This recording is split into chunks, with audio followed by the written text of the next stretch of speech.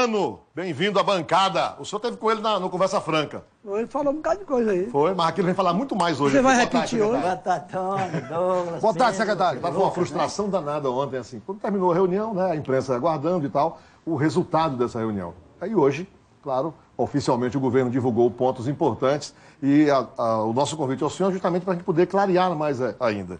O que é que se pode tirar, a grosso modo, dessas decisões e do que se pode esperar a partir delas para o estado do Piauí? Para a gente começar a nossa conversa. Bom, são as decisões de um governador que não aceita que a crise se aprofunde. Ele não aceita virar um motorista que perde o controle do veículo. Como, por exemplo, quando quebra a barra da direção, que o motorista perde a utilidade. Se o Estado avança no sentido do descontrole total das finanças e perde a capacidade de pagar pessoal, de pagar fornecedores, de pagar custeio, o governador perde a sua serventia. Isso são ações básicas. São ações básicas, né? Fazer investimentos. Por que se elege um governador? Para coordenar a política de desenvolvimento do Estado, não é isso?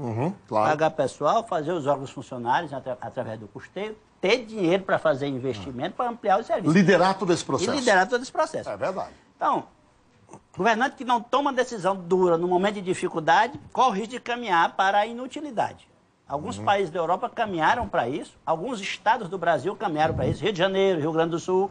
O governante perdeu a total capacidade de ação porque a crise chegou num ponto tal que ele não tinha mais o que fazer.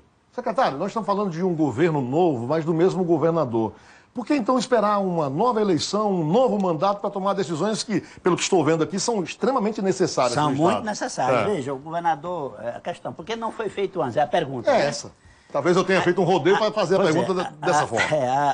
Há duas questões aí. De um lado, há uma enorme dificuldade dos órgãos públicos realizarem investimento, mesmo quando tem dinheiro.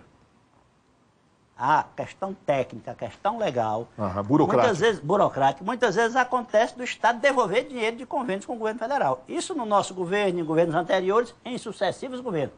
Acontece esta realidade concreta. Os órgãos têm dificuldade de realizar investimentos. Problema na legislação burocrática. Problema de falta de estruturação técnica mais adequada dos órgãos que executam. Bom, o governador sempre entendeu que uma das maneiras de vencer essa dificuldade era ter mais gente com a atribuição legal de fazer investimentos. Certo. Então, por isso, enquanto ele teve esperança de que a economia se recuperaria, ao invés de cortar, ele foi criar. A expectativa que se tinha em 2017 é que a economia voltaria a crescer a partir de 2018 fortemente. Nenhuma crise no capitalismo dura mais do que 2 anos. A nossa já está chegando em 4. Então, o governo trabalhou com essa expectativa. Com essa expectativa. Frustrada. A nossa já está chegando em 4 porque junto o aspecto econômico com o aspecto político. O país está sem rumo desde o impeachment da presidente Dilma. Agora tem um rumo, a partir da eleição do Bolsonaro, que nós não sabemos ainda como é que ele vai executar esse rumo que a população autorizou ele a executar. Porque o governo ainda não, na prática ainda não começou, no meu modo de ver. Ainda não começou, no meu modo de ver. Então, eu estou esperando que a câmera frontal do secretário seja restabelecida. Se não foi, vamos avisar aqui para que eu possa, então, o secretário não ficar de lado falando, então. Por favor, então, secretário, o senhor pode vir para cá? Vem para cá, se né? não for nenhum incômodo para o senhor. Não. Né? Por favor, eu lhe peço 1000 desculpas, né? Então, e vamos trazer aquela câmera passará a ser do senhor, tá ok? Então, por favor. Agora, a questão é cortar para que a crise não se aprofunde. Certo. Para que o Estado, no curto prazo, impeça o aprofundamento da crise, recupere a capacidade de fazer o custeio, de fazer... e, a médio prazo, recuperar a capacidade de fazer investimentos. Bom, a ideia é economizar esse ano 300 milhões de reais. Eu fui na Assembleia e repercutiu lá essa reforma. Com certeza. E ouvimos a oposição. O deputado Gustavo Neiva. Ele falou um negócio pesado. Vamos ver o que disse Gustavo Neiva? Olha o que disse.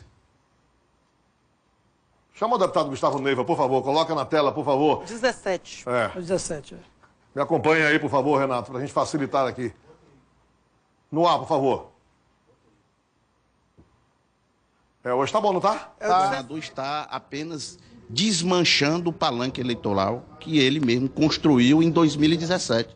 Haja vista que mais de 90% desses órgãos que estão sendo extintos com essa reforma foram criados pelo próprio governador em 2017 para acomodação política, para angariar apoio eleitoral visando as eleições de 2018. As eleições passaram, o governo está demorando a desmanchar o seu palanque eleitoral.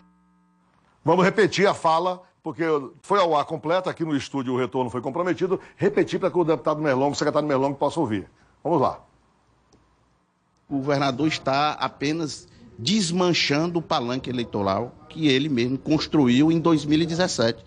Haja vista que mais de 90% desses órgãos que estão sendo extintos com essa reforma foram criados pelo próprio governador em 2017 para acomodação política, para angariar apoio eleitoral visando as eleições de 2018. As eleições passaram, o governo está demorando a desmanchar o seu palanque eleitoral. Olha... Se fosse isso aí, Tony, o governador teria dado calote na sua própria base de apoio.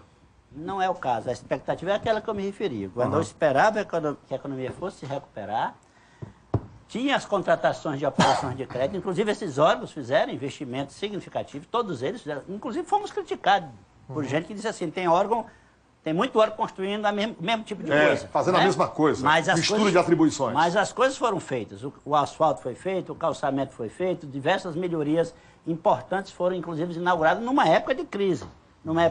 Então, o aspecto mais importante é esse, é que a economia não se recuperou, a crise está aumentando. Além da crise, o governo federal reteve no governo passado recursos significativos do Estado, no FPE e também no Fundeb. Só no Fundeb são 2 bilhões. O Supremo já reconheceu isso, Tony.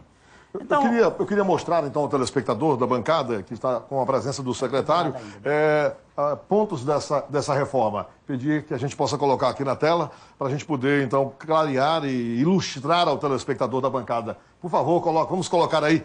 Olha aí, é muita informação, chega até a confundir, mas são 19 órgãos extintos. Secretário, entre eles, as coordenadorias, né?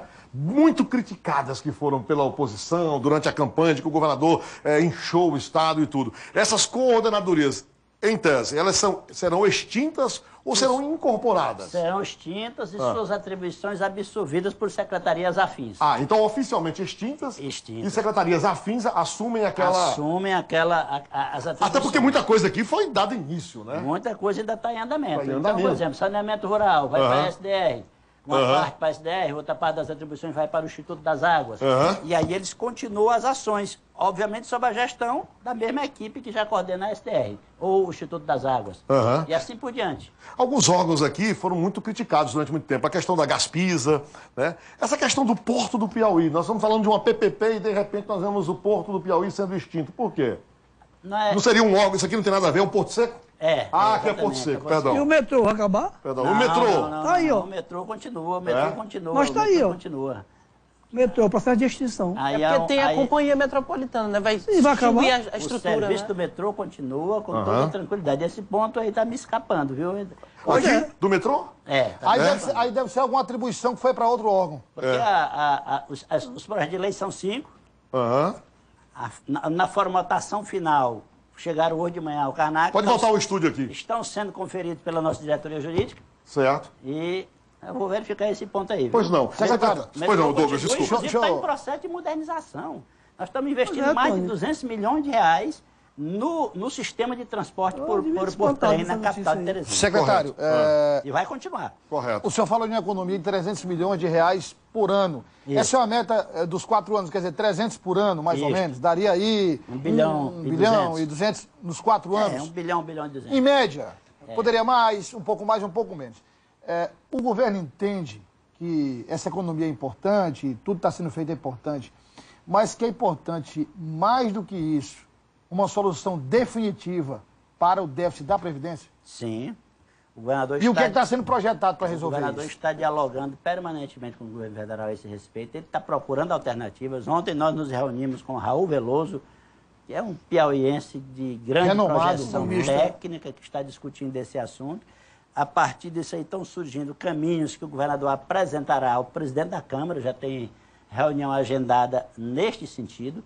Uma das ideias é a seguinte: como estamos projetando que a partir de 2028 aproximadamente o déficit da Previdência vai começar a cair, em função das medidas que já foram adotadas em relação aos novos servidores, o déficit da Previdência começará a cair a partir de 2028. Vai crescer até um certo ponto, aí estabiliza e depois começa a cair.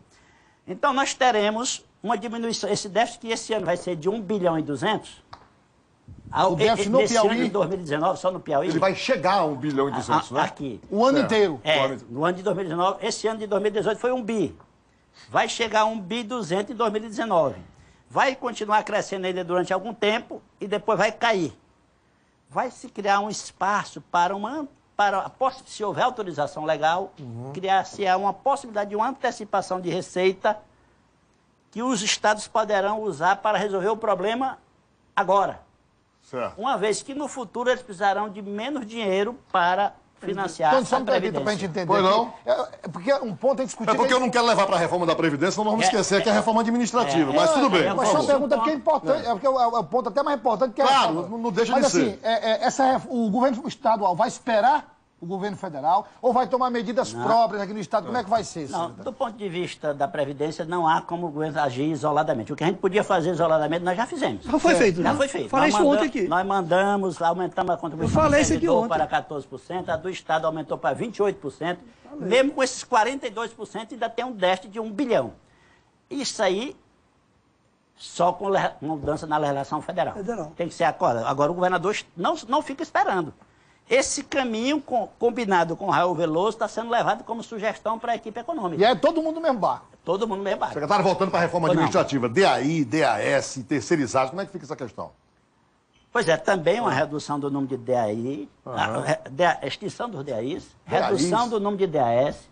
DAI acaba. DAI é total, né? Acaba. Certo. São quantos? O senhor tem esse número de cabeça? Eu sei que é informação demais para o senhor, mas dá para ter aí? Não lembro não, mas esse número é bem grande, é uns 2 mil, eu fiz um chute. Viu? Isso aí são Porque as chamadas medidas amargas de começo de governo, né? Para evitar o descontrole, para recuperar a capacidade de pagamento no curto prazo, de obrigações básicas, e no médio prazo recuperar a capacidade de investimento. Não pare de dizer isso.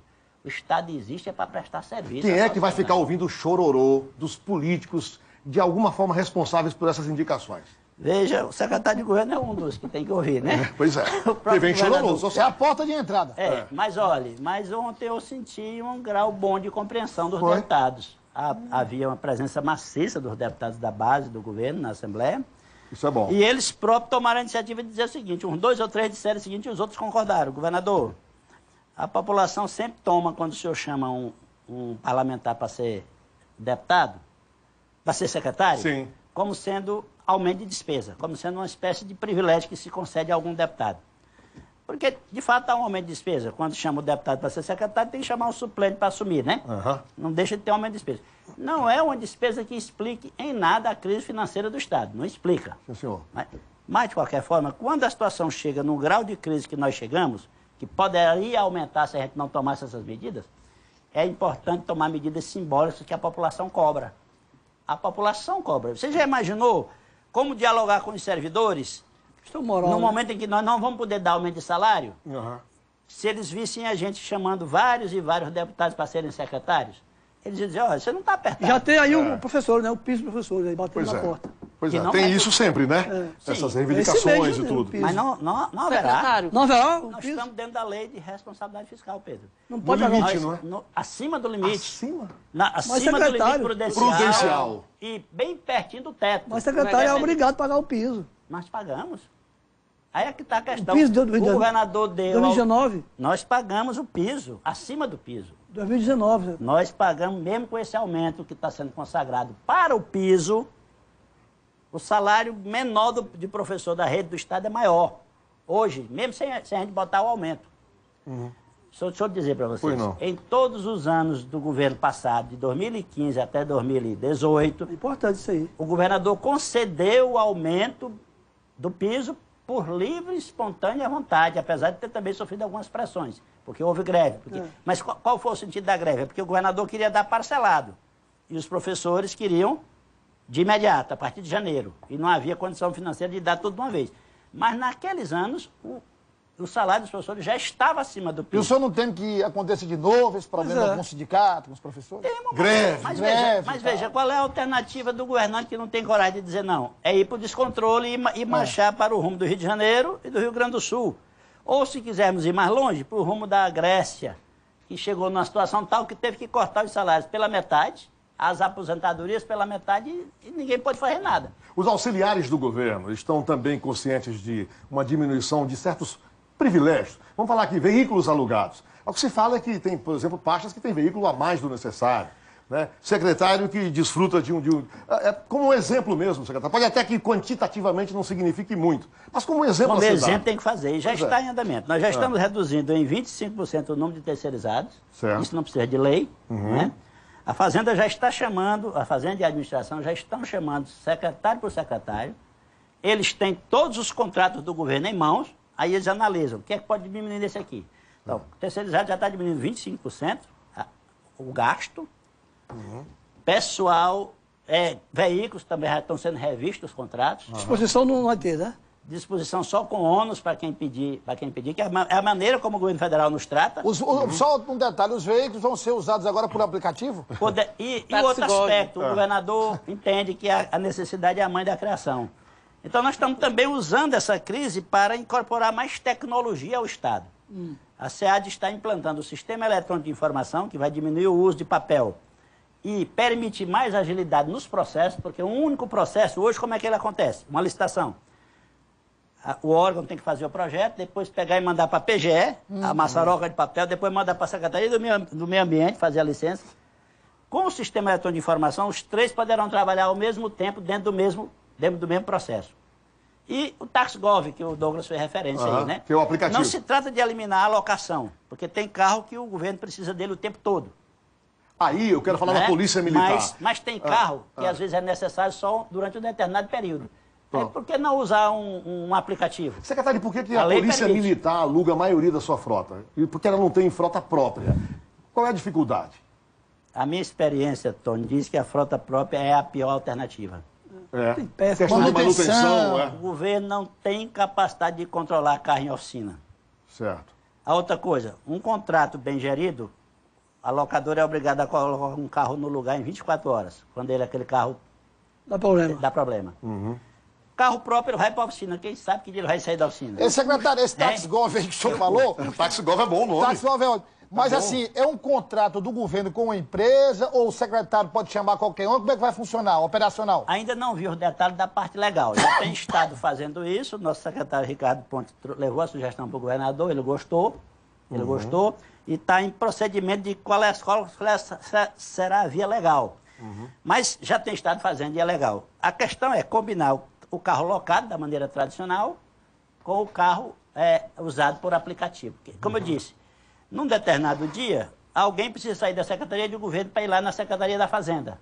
Mas não precisa disso todo dia, nem o dia todo. Já durante uma viagem, o fiscal da obra precisa do carro, às vezes durante 3, 4, 5 dias. E tem hora que essas viagens são... Mas a pergunta é a seguinte, vai ter uma licitação para uma... Licitação. Deve ter. Tem que ter. Uma ou duas empresas ou só uma, como é que... Bom, aí o que vai definir é a legislação. Aí é detalhe. A legislação mas tem que ter. A licitação tem que acontecer. E a lei que vai definir qual é o modelo. Eu acho que se puder ser um modelo que permita usar vários aplicativos, será melhor. Democracia. Se for legalmente possível. Exatamente. Lucas, você quer a pergunta? Secretário, quando um governo, por iniciativa própria, extingue 11 coordenadorias e diversos outros órgãos, ele não está assumindo a culpa que inchou demais o Estado só para acomodar aliados? Não. É aquilo que eu me referi.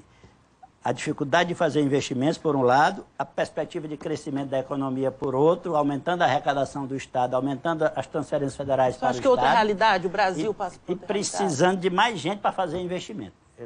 É frequente aquela história de o governo devolver dinheiro por falta de capacidade de fazer o investimento no momento correto. Secretário, me diga uma coisa. Parte dessa legislação, dessa burocracia, Tony, que dificulta o governo de operacionalizar certas obras, certas ações, que faz com que o dinheiro volte, parte dela, o governo não pode fazer um esforço, um movimento, para que seja mudada na Assembleia, pela Assembleia? Parte dela só pode mudar por legislação federal, combinando Estado com o governo federal. Veja só, por exemplo... Mas tem parte que pode ser mudada aqui? Não. Em relação a licitações... Decreto de emergência não funciona, não? Decreto de emergência, mas a lei define quais os casos. Tem, né? Não é assim também, né? Se você começar a baixar decreto de emergência em toda a situação... Banaliza e aí pode você criar vai problema. responder. Você vai responder. Tem que razão. estar caracterizado. Veja só, por exemplo, a questão da segurança, Douglas, você colocou aí. Na modalidade tradicional de transferência de recursos, é o convênio, né? Isso. O convênio, o ministro responde também. pela aplicação. Aí o convênio ele é amarrado. Fica o ministro e a Caixa Econômica conferindo vírgula por vírgula de cada ação que o gestor que está aplicando o recurso toma. E aí só libera-se... Aí amarra. Amarra. Como é na modalidade fundo a fundo, como no SUS e no Fundeb. Quem responde é quem aplica o dinheiro. Tem lei para isso, tem controle externo para isso, tem um Tribunal de Contas muito bem equipado, tem um Ministério Público muito bem equipado, com profissionais muito bem pagos para fiscalizar. Qual é o gestor que quer responder hoje na forma da lei, gente? Só se for um louco. Secretário. Agora, Só se for uma verdade. Então eu Secretário. defendo a modalidade fundo a realmente ruim. fundo para transferir os dinheiros do governo federal para os estados. Pedro. Pô, não, Antônio, obrigado. Secretário, como será essa nova secretaria que vai ser criada aí? Essa nova pasta? A do agronegócio? Sim, como será? Pois é, a história da regra, a exceção à regra, né? Nós estamos extinguindo órgãos, Criando... mas o governador resolveu criar a do agronegócio, considerando, ele faz uma avaliação de que as necessidades dos dois setores rurais são muito distintas. A agricultura familiar, o agronegócio é um empresário de grande porte, tem condições de contratar sua própria assistência técnica, usa muita tecnologia. Ele carece muitas vezes mais de uma regulação adequada, às vezes mais de uma infraestrutura do que propriamente da assistência técnica, da busca de espaços no mercado. Ele já sabe, esse aqui sabe cavar o seu mercado muito bem. O homem que produz soja, se está precisando de soja na Europa, ele vai lá e coloca. Se é no Canadá, ele vai lá e coloca. O cidadão da agricultura familiar, às vezes, precisa do Estado até para ajudar a vender. Precisa de programas especiais como... Do próprio Estado, né? A compra garantida. A compra garantida, a compra direta, o garantia safra. Enfim, é o segmento onde a maior parte da pobreza está localizada, é a agricultura familiar. A oposição disse que ela veio com um viés político. Secretário, uma coisa que não se falou, pelo menos até aqui, é em nomes. Como é que vai ficar a questão O governador está bem calado mesmo. Pois não é. A esse respeito. Sabe Por por quê? falar nisso, Ontem mesmo nós provocamos o advogado e ex-vice-governador Osmar Júnior sobre o fato de ele ocupar a pasta da Secretaria de Governo. Ele disse que não se tratou isso com o governador. Aí o Pedro fez um apêndice dizendo que o senhor disse que pretende ficar 6 meses em Brasília. É verdade. Aí eu quero saber o seguinte, só para 6 meses em Brasília e volta para assumir a educação? Isso. Toda exceção tem regra. Não fuja não, diga aí. Também tem a exceção. O governador está bem calado, ele não está anunciando mesmo. Por que calado para tá todo mundo ou só para... Para todo mundo. Por que ele não está anunciando? Porque se ele anunciar, ele vai sofrer mais pressão. O senhor está fugindo da pergunta. Já no meu caso, é só a exceção da regra. Ele anunciou, anunciou para mim, para o Fábio Abreu, convidou o Fábio Abreu para ser secretário. Sim, senhor. E o Fábio aceitou. Abreu. E o senhor? Passa 6 meses lá e volta para a educação, como é que vai ser aí Não, acredito que Diga não. aí, secretário, dê uma informaçãozinha boa. Acredito que não será a educação. Secretário Será Melão, uma outra, né? muito obrigado pela sua vinda, muito importante Sim, a sua mas presença. será, viu, Tony? Não será educação, mas será uma. Será, né? É uma pasta, entendeu? Obrigado, muito importante a sua vinda para a gente clarear, esclarecer. A população está muito interessada em saber os rumos do nosso Estado, né, e o que isso vai significar E para o convide o futuro. Rafael para falar sobre a Previdência. Ele Pois é. Está com tudo na ponta da língua. Tá bom. Eu E já também vamos ouvir o Ricardo Pontes também, o secretário Ricardo Pontes. Nós temos a vice-governadora Regina Souza, tudo isso. Nós vamos ao intervalo comercial. Nós voltamos já com a bancada Piauí, com essas informações até às 3 da tarde, ao vivo, aqui pela TV Antena 10, Record TV. Até já.